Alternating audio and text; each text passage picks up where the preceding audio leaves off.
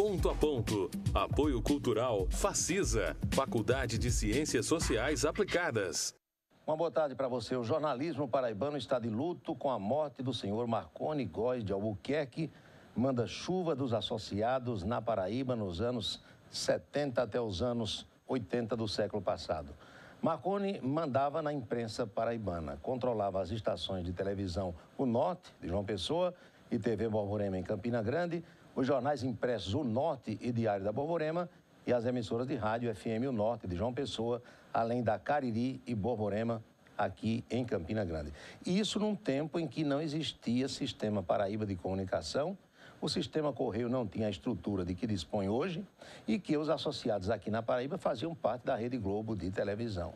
Marconi foi o executivo dos associados que mais personificou a figura do seu fundador, Assis Chateaubriand, atuando da mesma forma que o velho capitão de um buzeiro. Era o alter ego um do outro. Ninguém fazia política na Paraíba sem beijar a mão de Marconi Góes. Morreu ontem na capital paraibana, será sepultado logo mais à tarde. Eu sou Paulo Roberto, estou na Itararé e o Ponto a Ponto está começando.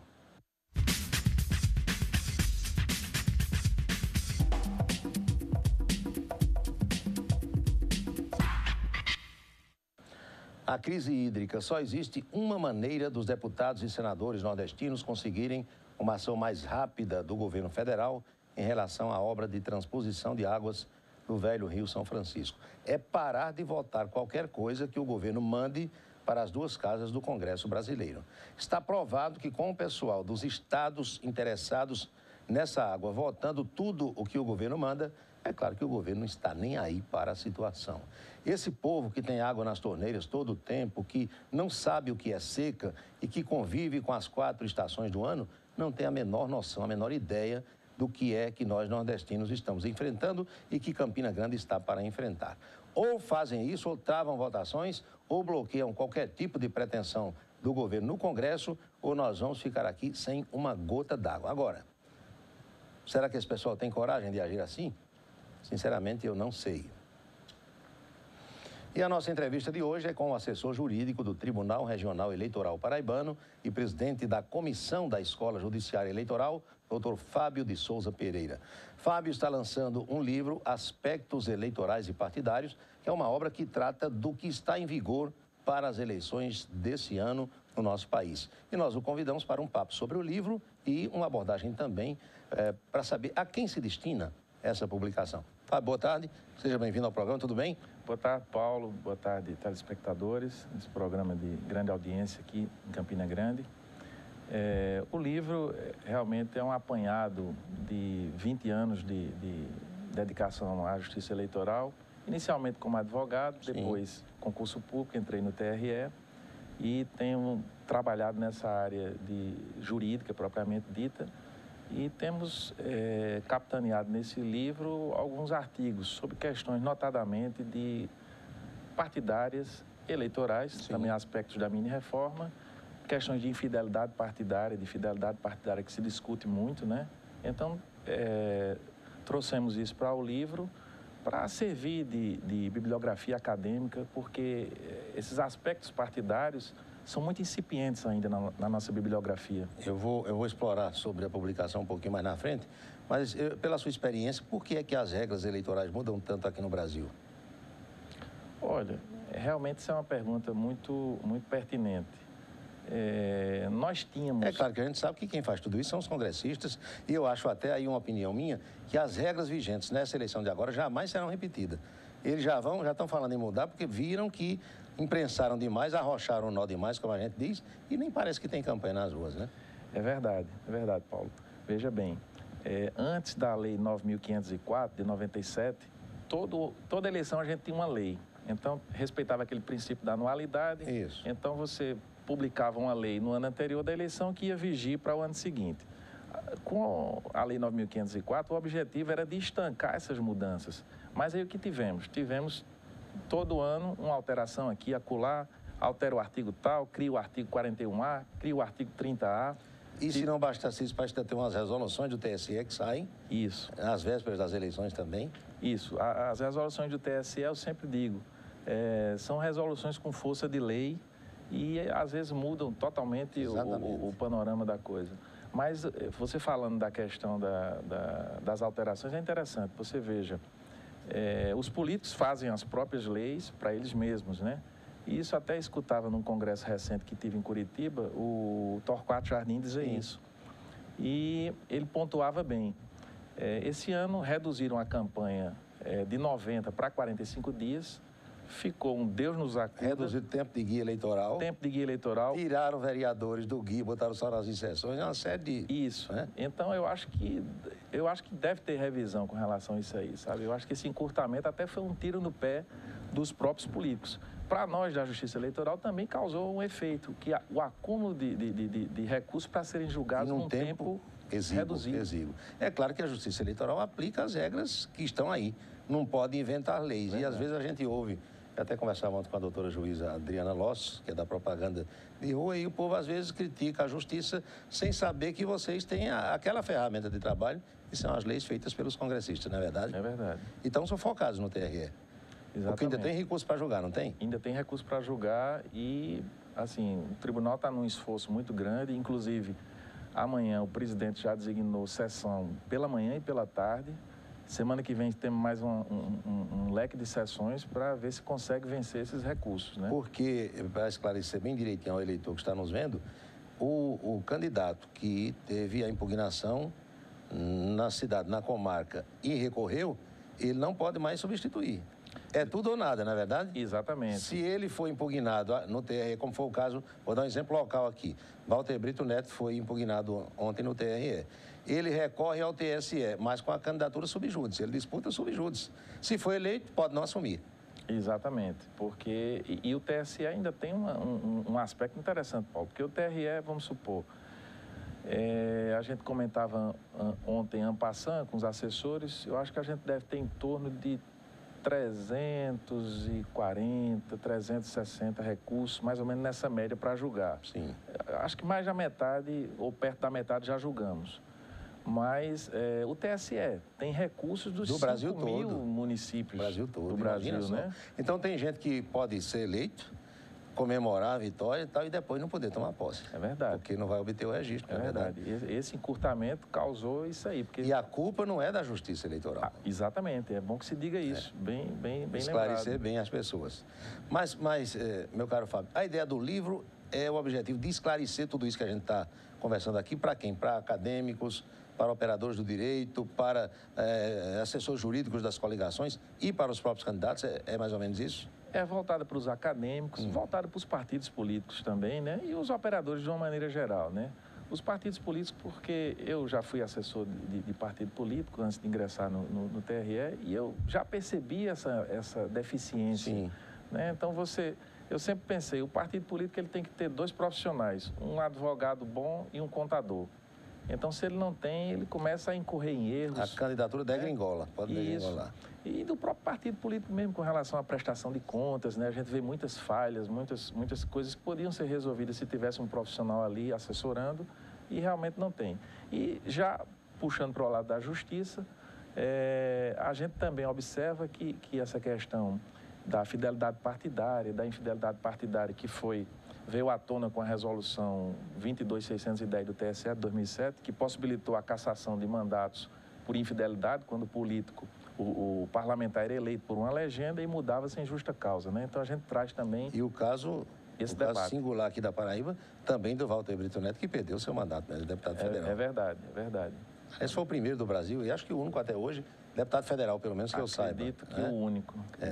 E o cidadão comum? Rapaz, eu vou querer essa publicação, eu acho que é interessante também para um curioso, para quem gosta de acompanhar a eleição, o torcedor de um candidato ou outro, ele pode também adquirir. Pode sim, Paulo. Na verdade, o lançamento, a gente está fazendo uma divulgação, aproveitando o período eleitoral, mas não tive condições de organizar o lançamento, porque eu pretendo lançar em Campinas, em João Pessoa e em Patos. João Pessoa não foi lançado ainda? João Pessoa ainda não foi lançado. E pretendemos fazer logo após as eleições. Então, devo divulgar nos meios de comunicação, inclusive aqui. Logo após o primeiro turno? primeiro turno. E aí, havendo segundo em Campinas e João Pessoa, o pessoal ainda pode, né? Exatamente. Eu vou pedir para você mostrar aqui, para eu concluir esse primeiro bloco do nosso bate-papo, Nildo, mostrando aqui a capa, aspectos eleitorais e partidários. Fábio de Souza Pereira está aqui, capa com uma fotografia do Congresso Nacional. Então, Felipe, a gente vai a uma pequena pausa e já volta com o Ponto a Ponto, não sai daí. Voltamos com o Ponto a Ponto. O que dá para sentir é que o brasileiro está cansado de tanta corrupção e roubalheira e que apoia qualquer ação que venha no sentido de combater essas malandragens da política nacional, punindo com severidade os que levam o nosso suado dinheiro. Agora, o que não dá para entender é o fato de determinados braços do Ministério Público e do Poder Judiciário só penderem para um lado, parecendo estar a serviço de alguém ou de determinadas correntes políticas. Isso aí não dá para entender. Agindo assim, esses membros das duas instituições parecem querer incendiar o Brasil e, incendiando o país, alguns deles próprios podem se queimar.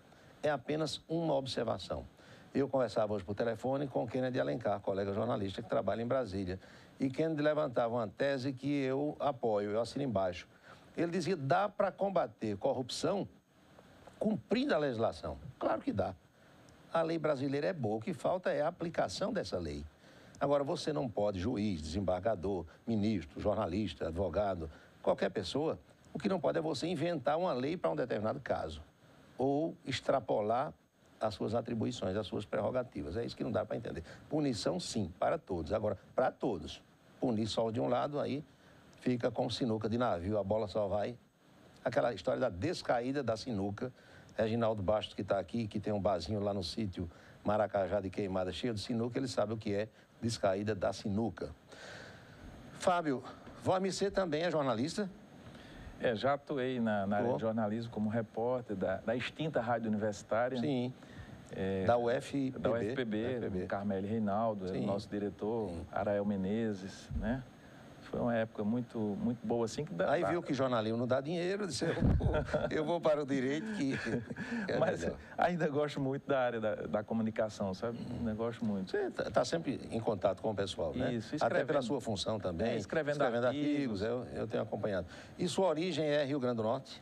Não, sou de João Pessoa, com origem brejeira. Brejeira. De que cidade? Guarabira. Guarabira. E estudou no Rio Grande do Norte? Não. Fiz especialização. A especialização lá. Mas sua formação em Direito foi na UFPB. João Pessoa. João Pessoa.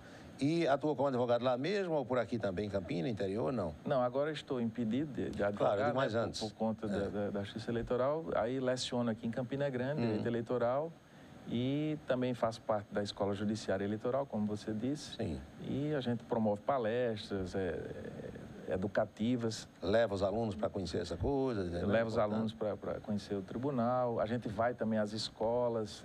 Hoje mesmo tem a equipe da Escola Judiciária, está em algumas cidades aqui da região do Cariri, também trazendo essa questão do voto limpo, da campanha que a gente desenvolve já há algum tempo, né? Do voto consciente, né? Porque o slogan da campanha é voto vendido, povo vencido, né? É verdade. Então, enquanto a gente tiver essa prática da compra de voto no país, e aí, diga-se de passagem, existem dois atores nesse delito, que é o eleitor e o político. O comprador e o vendedor, né? Isso, porque a gente às vezes só culpa o político, mas a gente também tem o eleitor na outra vertente também, né? Não existe corrupto sem ter pessoa que se corrompe. É verdade. Né? Sem ter o corruptor e vice-versa. Verdade. Então, enquanto o povo brasileiro não tiver atentado para essa questão educativa da importância do voto, né, de que aquele político que está ali oferecendo, ou mesmo do eleitor que está pedindo ao político... Tem essa prática, né? Exatamente. Também. A gente não vai ter um parlamento qualitativo, não vai ter um poder executivo qualitativo. Verdade.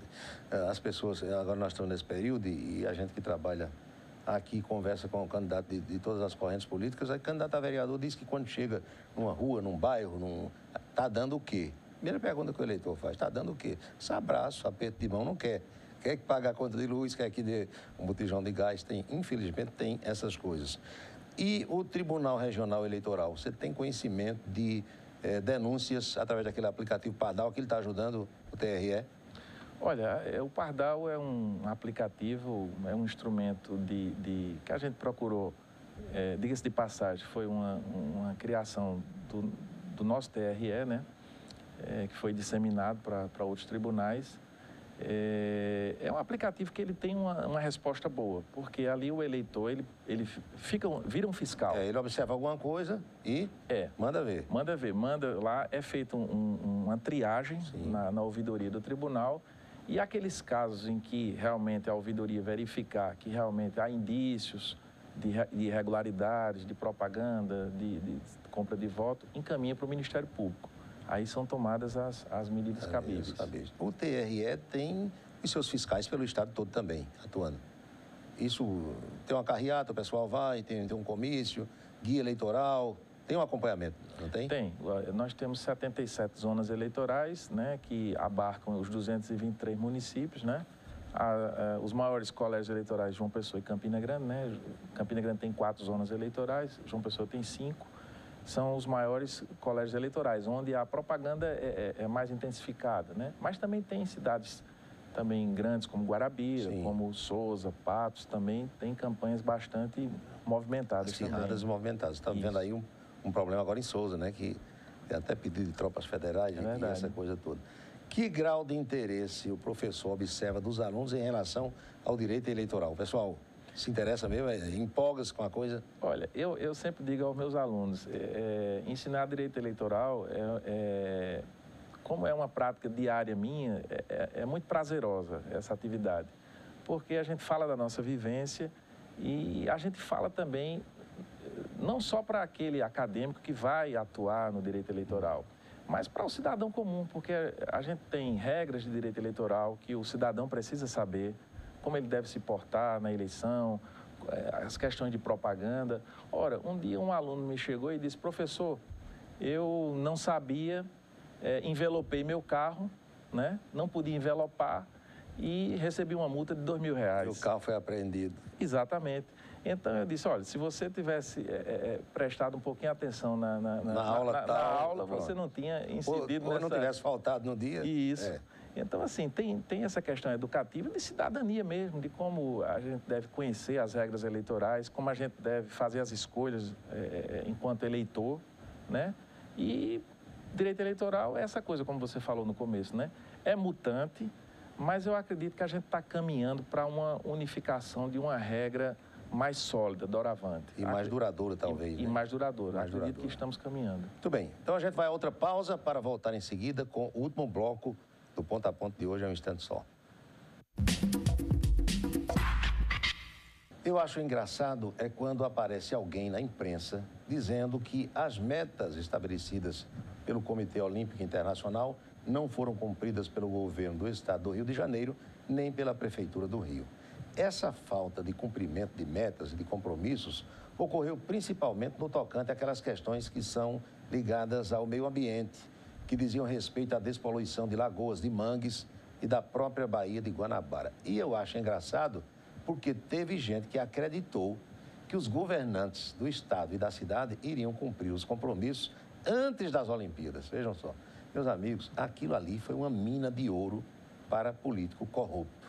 Até Eduardo Cunha, se você não sabia, fique sabendo, levou dele, daquela obra ali da perimetral no Rio de Janeiro, do chamado Porto Maravilha. E segundo dizem, não levou pouco, não, levou muito. Olimpíada e Paralimpíada foram o caminho para fazer mais alguns multimilionários aqui no Brasil. Ao povão coube, sabe o quê? Comprar ingresso caro e bater palmas para os atletas. Só isso. Agora eu lembrei de Fernando Heleno, meu saudoso companheiro de imprensa lá de João Pessoa. Fernando Heleno era o presidente da Crônica Esportiva Estadual e convidou a mim e a Humberto de Campos para irmos com ele a um congresso da Crônica Esportiva Brasileira em Campo Grande, Mato Grosso do Sul. E nós fomos todos empolgados, 3 apenas da Paraíba, e lá na hora da votação, quem aceitar isso, levanta o braço, quem não aceitar, fica como está. E eu e o Humberto levantamos o braço. Aí o Fernando Heleno olhou e disse, não, vocês estão aqui apenas para dar risada e bater palma. Quem vota pela Paraíba sou eu. Então lá no Rio de Janeiro o povo estava apenas para comprar ingresso caro e bater palma, e os outros se enricaram com os 2 eventos. Fábio de Souza Pereira, conhece algum político que bata no peito assim e diga, eu sou ficha suja, Já escutou algum? Eu estou procurando até hoje, não vi não. Eu acho que está mais difícil do que achar Pokémon, né? Porque os caras são ficha suja, a Justiça Eleitoral diz que eles são... Não, eu não sou ficha suja. Aí eu acho engraçado que alguns não se candidatam porque são ficha suja, mas chega para o público, olha, eu não me candidatei porque eu não quis, eu botei meu filho, eu botei minha esposa, eu botei alguém da família, é um negócio extremamente engraçado. Quando o lançamento do seu livro for feito, tem ideia de onde nós vamos encontrar? Em João Pessoa e Campinas, já conversou com alguém que possa vender, distribuir? Provavelmente na Nobel, né? É isso aí, eu já estou mantendo os contatos e futuramente divulgarei a redação. A redação, quer dizer, é uma publicação que não vai servir só para essa eleição, vai servir para Doravante. Para eleições futuras. E o pessoal do TRE, de modo geral, quando você conversa lá com os juízes, com os membros do TRE, o que é que a turma diz da eleição de agora?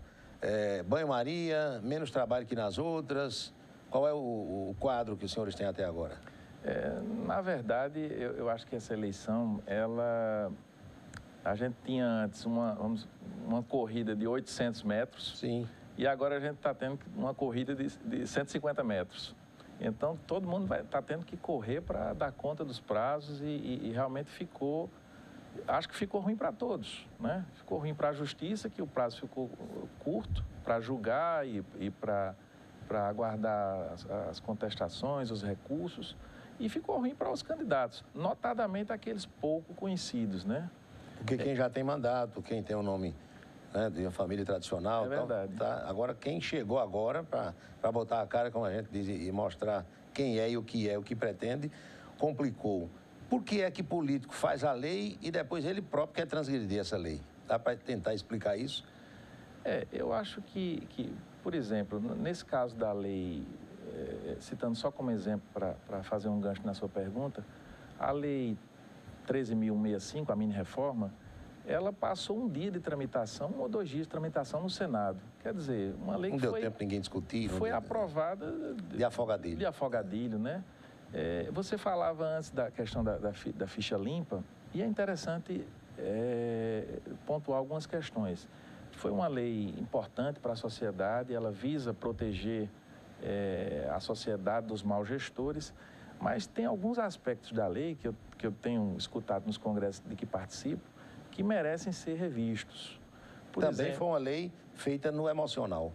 Às vezes as pressões e tal, e se faz uma lei de afogadilho. O sinal da avisa que nós estamos em cima da hora, mas eu quero uma pergunta sua bem rápida e objetiva.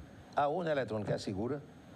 Com certeza. A urna eletrônica, eu acho que é a grande vedete da democracia do Brasil e que serve de espelho para o mundo. Não é à toa que vários países têm observado e têm procurado copiar a nossa ideia da urna eletrônica. Professor Fábio, obrigado, viu, por ter vindo ao Ponto a Ponto, parabéns pelo trabalho e aqui sinta-se à vontade na Itararé.